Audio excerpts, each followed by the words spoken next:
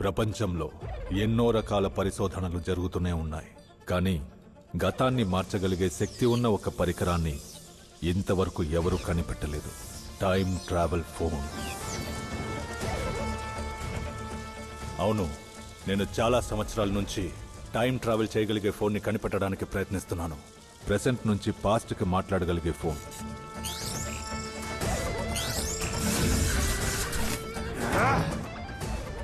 Newton 3వ సూత్రం, ప్రతి చర్యకు దానికి సమానమైన ప్రతిచర్య ఉంటుంది. పాస్ట్ లో జరిగిన సంఘటనల ప్రతిచర్యగానే ప్రెసెంట్ లో మన జీవితం సాగుతుంది. ఈ ఫోన్ ని గనక నేను కనిపెట్టేస్తే పాస్ట్ లో జరిగిన దుర్ఘటనల్ని ఈజీగా అడ్డుకోగలం. జరిగిన దాన్ని తిరగరాయొచ్చు, దాన్ని పూర్తిగా మార్చేయచ్చు.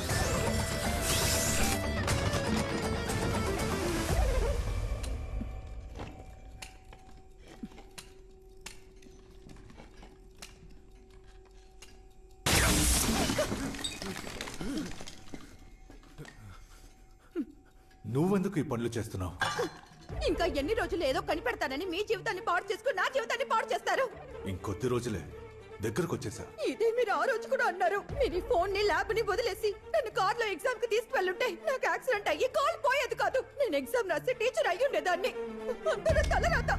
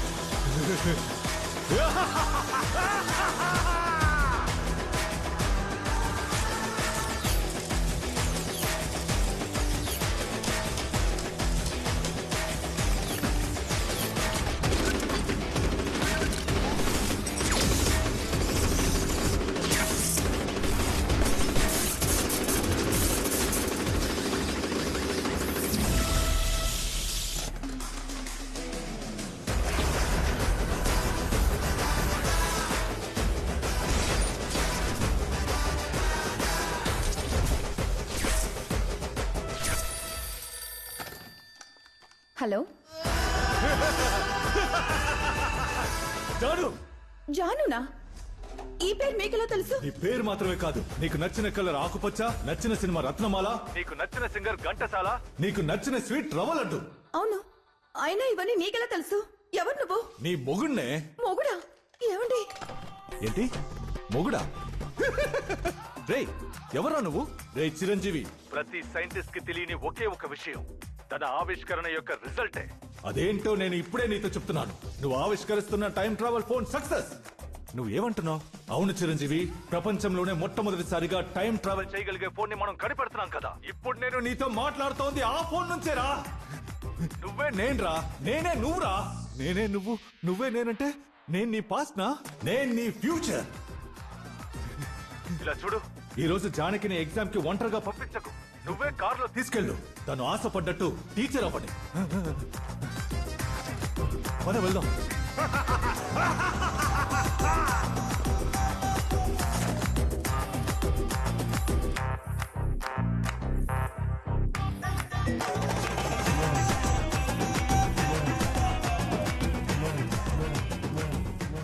ఏంటండి నా కాళ్ళని చూస్తున్నారు?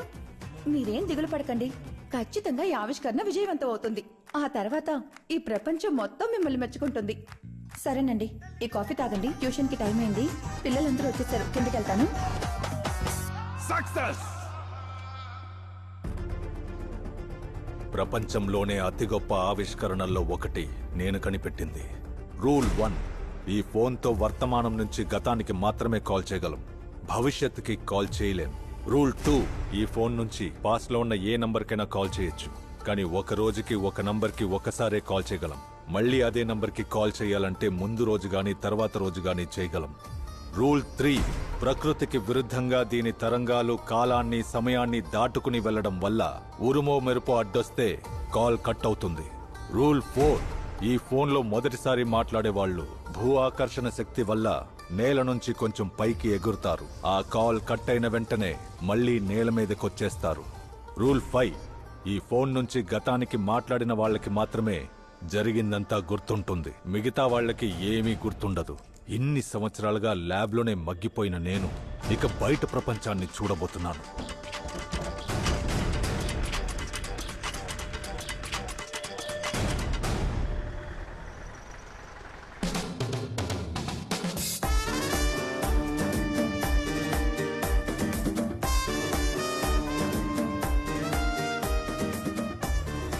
హలో, నేను బంగారాజును మాట్లాడుతున్నాను. ఏకాంబరం మనుషుల్ని నేను క్లబ్ లో చూస్తాను. జాకీయానికి ఇన్ఫార్మ్ చేయండి. బంగారాజు, ఎవరితో మాట్లాడుతున్నావురా? నేను నా భార్యతో మాట్లాడుతున్నాను. నువ్వు మీ అమ్మతో మాట్లాడుతున్నావేమో అనుకున్నాను. మాట్లాడాలనే ఉంది, ఆవిడ ప్రాణాలతో లేదుగా. ప్రాణాలతో లేకపోతేనే మాట్లాడొచ్చు. నా ఫోన్లో మాట్లాడొచ్చు, నేను మాట్లాడిస్తాను. చనిపోయిన మా అమ్మతో మాట్లాడొచ్చంటున్నాడు. చాలా సంవత్సరాలు ల్యాబ్లోనే ఉండి పిచ్చి పట్టినట్టుంది.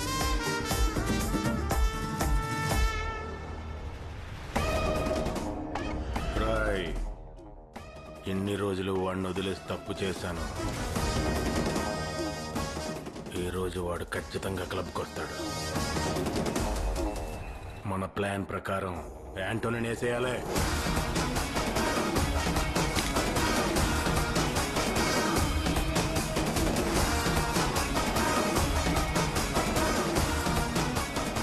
రే Ekambaram,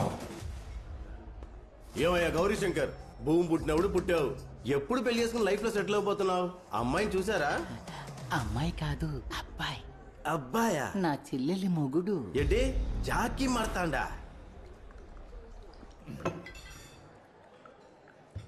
congrats mister Chiranjeevi sir.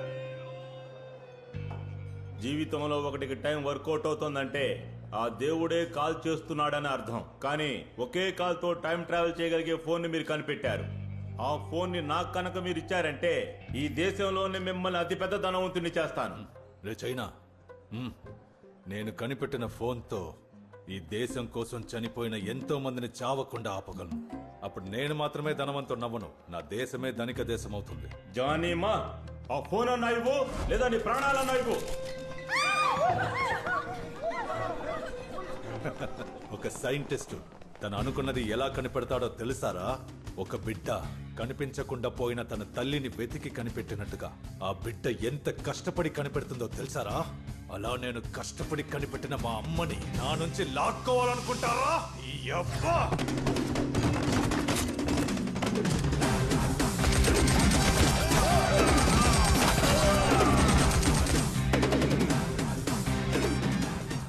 నా ఫోన్ని ఎవ్వరు నా నుంచి వేరు చేయలేరురా.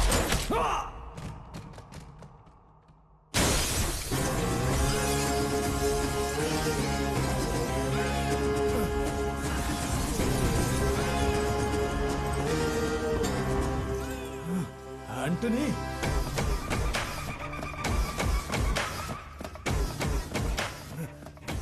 ఏకాంబరం,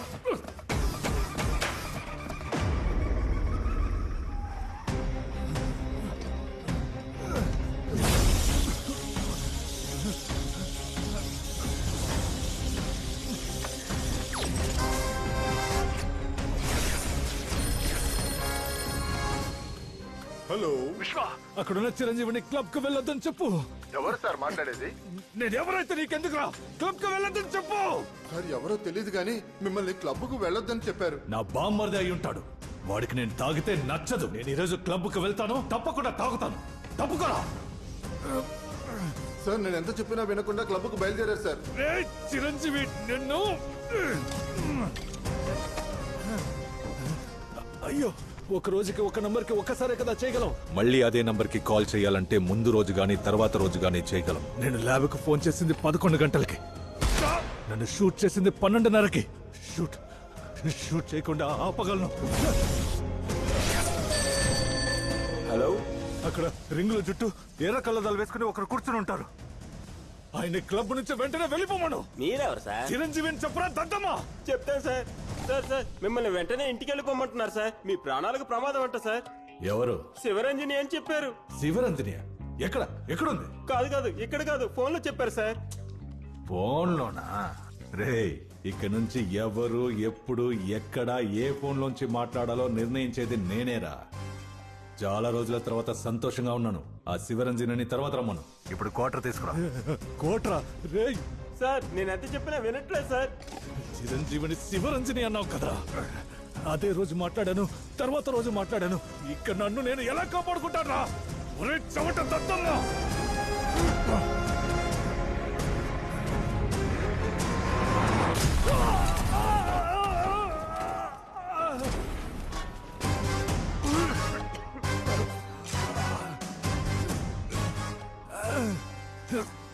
కాలాన్ని సమయాన్ని మార్చే శక్తిని నేను కనిపెట్టినా నా చావుని నేను ఆపోలేకపోయాను. Nobody can cheat that.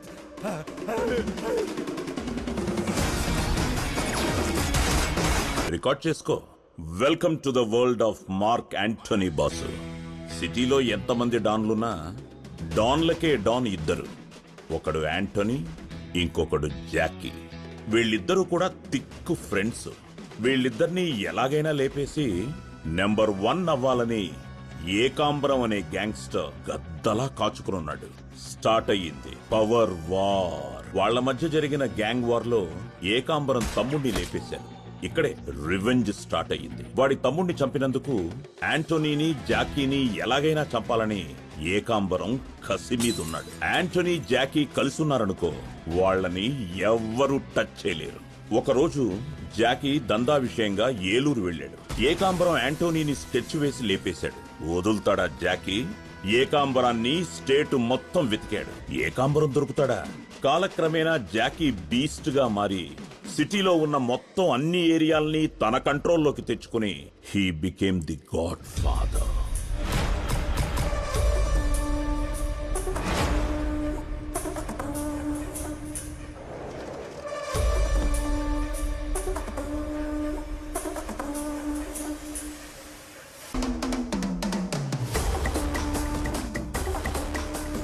అరవైల్లోనే ఇలా ఉన్నాడే, 20లో ఎలా ఉండుంటాడు?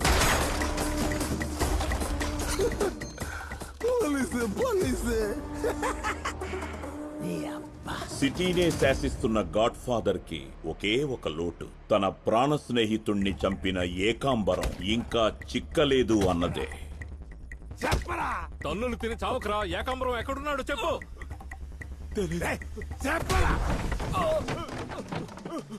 ఎక్కడ్రా ఏకాంబరం? ఏకాంబరం చెంచాగాడికి నిన్నే ఇలా చంపుతున్నానంటే నా స్నేహితుడు ఆంటనీని చంపిన ఆ ఏకాంబరాన్ని ఎలా చంపుతాను? ఇది పెద్ద మ్యాట్రే కాదు అనే లెవెల్ కి జాకీకి ఓ సమస్య ఉంది. Sun stroke. జాకీ గాడి సన్ను మదన్ మార్తాండ. రై మదన్ మార్తాండా, మీ వాళ్ళు 8 మంది చచ్చిపోయారు. నువ్వు మా నుంచి తప్పించుకోలేవు. మర్యాదగా బయటికి వచ్చేయ్. మదను వాళ్ళ నాన్న జాకీ కిందే పనిచేసేవాడు. కానీ వాళ్ళ మధ్య పచ్చగడ్డేస్తే భగ్గుమంటుంది. తండ్రిని ఎలాగైనా లేపేసి నెక్స్ట్ డాన్ అయిపోవాలని మదన్కి ఆశ. బాసు, మధ్యలో ఒకటి చెప్పడం మర్చిపోయాను బాసు. యాంటోనీకి ఓ కొడుకున్నాడు. వాడెక్కడా? ఎవరు? మదన? మార్క్ ఎక్కడా?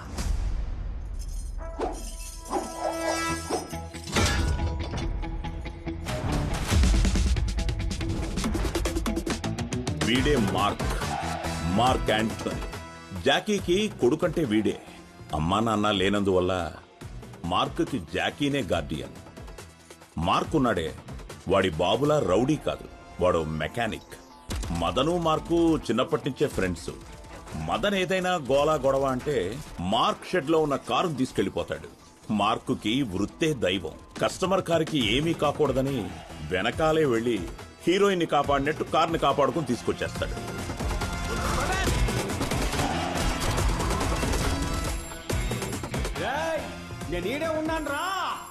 మార్కుకి వాడి బాబు నచ్చడు, వాడు చేసిన పని నచ్చదు. అందువల్ల మార్కు జాకీతో అస్సలు కలవడు. ఎంతసేపు గ్రీసు స్పానర్లతో షెడ్లోనే ఉంటాడు. మార్కు ప్రాణాలకి ప్రమాదం ఉన్నందువల్ల జాకీ 24 గంటలు వాణ్ణి వాచ్ చేస్తూనే ఉంటాడు. మార్కుకి వాళ్ళమ్మ తర్వాత నచ్చిన ఒకే ఒక్క లేడీ రమ్య. సోప్ అడ్వర్టైజ్మెంట్ లో వచ్చే అమ్మాయిలాగా తెల్లగా ఉంటుంది. 3 ఏళ్లగా ఇద్దరి మధ్య వీర లవ్వు. మోడర్న్ పిల్ల కదా, అందువల్లే మనసునే చూసింది, చేసే పనిని చూడలేదు. ఈ రమ్య కోసం ఎలాగైనా ఆ ఏరియా వదిలి వచ్చేయాలని మార్క్ ఎంతగానో పోరాడుతున్నాడు.